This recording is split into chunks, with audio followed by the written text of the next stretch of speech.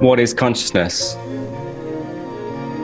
I tend to use consciousness, presence, I amness, beingness as interchangeable synonyms. You can talk about it, you can read about it, you can try to understand it, you can try to quantify it and try to measure it, but really the only way to actually know what it is to look at it for yourself. Just exploring what is the nature of myself. And from there, you can start to sort of see what the nature of everything else might be, because you're not separate from everything else. What is the nature of yourself? That's the real question. So you don't really need to be concerned with those words, consciousness, beingness, presence, I amness. Just sit and observe what is here. When you say I am, what does that refer to? And obviously there'll be an immediate answer, which is the person, the ego. In deep states of meditation, for example, what is that? I mean, there is you, the absolute essence of you is still there, but there's no contents there. You could say no self, but the best that I would be able to do with trying to find a word is awareness. So, and then we can make a distinction between consciousness and awareness. Awareness, according to Nic Higham, is that by which I know I am. So that I am is consciousness, and awareness is that by which I know that I am. Consciousness is always conscious of something. It's always conscious of the play of duality, whereas awareness can't even be said to be aware of anything.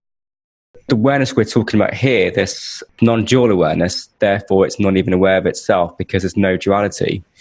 And so consciousness is the manifestation of awareness. And that manifestation gives us that knowledge that we are, that we exist, that we're alive, not being anything, but just being. Consciousness and awareness aren't different. It's not quite right, but you could sort of say that consciousness is localized awareness. Sort of a reflection of awareness. If you follow I amness long enough, that's when you eventually make your way back to awareness. Definitely. So if you can imagine a little whirlpool, and right in the center is a speck, a point of attention we call I am, the knowledge that we are. And then if you can imagine ripples stemming from that little point, the ripples are awareness. And then eventually those ripples evaporate or dissolve into the absolute, which is beyond. It kind of leads to the question, like, can awareness be experienced? Consciousness, it seems, can be experienced. Can awareness be experienced? Can you be conscious of awareness? By default, you're experiencing it without doing anything, but you're not aware of it. When we're conscious of a little speck of awareness, then you're also aware of the fullness. I amness, that immediate sense of consciousness, is the portal to non-dual awareness. Consciousness doesn't really exist as a thing, nor does awareness. We're just trying our best to use words as signposts to describe something that can't be described. There's not separate existences of separate people like it appears. It's not people with their own individual consciousness. It is just one sea of consciousness, and the waves appearing on it are the apparent individuals, but they look and seem to have their own personalities and lives, and that wave, forever how long it lasts, is an individual, but it all is just that ocean. Because it is scary being a human being. Like, if you just close yourself down to a human being point of view, and this localization of consciousness, this is all I am, you know, not even in that view, it's not even a localization of consciousness. It's I'm this little body, this organism, which is fighting the world somehow. You know, got to fight to stay alive, and it's a hard world, and you and the world are moving together as one movement.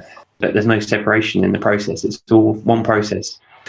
Yeah, you could call that process consciousness, you could call it awareness, doesn't really matter. Exactly. It's just semantics, isn't it? You know, it is. I mean, you can just throw out the word awareness and consciousness and non-duality.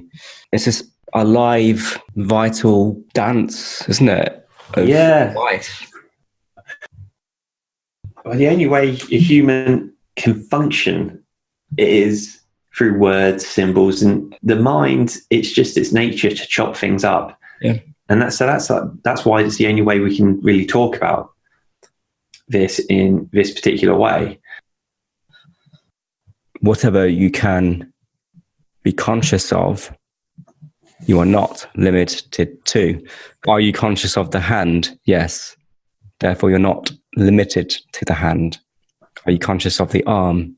Yes. Therefore, you're not limited or restricted to the arm. That is an expression or one part, one facet of your entirety, but not your entirety. Are you conscious of the body? Yes. Therefore, you're not restricted to that expression. Are you conscious of the thoughts? Therefore, you're not limited to the thoughts. I'm not saying you're not the thoughts or you're not the hand of the body, because that's not quite accurate. You're just not restricted or limited to that particular expression of that's not who you are. Yeah. So are you conscious of being? Yes. Therefore, you're not restricted to that, even that expression. You're not even limited to the I am. What is the background for those questions and for that realization? You know, it's non-dual awareness. It's just a pointer. Once you negate all of this stuff that you think you are, and you realize that you're not limited to it, then there must be some kind of capacity. There must be something that stays the same, that is lasting when you then remove another veil. I don't know, basically, full stop. I don't know, because I don't have a position. There is a deeper knowing which cannot be conceptualized or put into words or quantified or evidenced. There is no right view, is there? Where exactly are we in the universe? I don't know. It's all in relation to something else.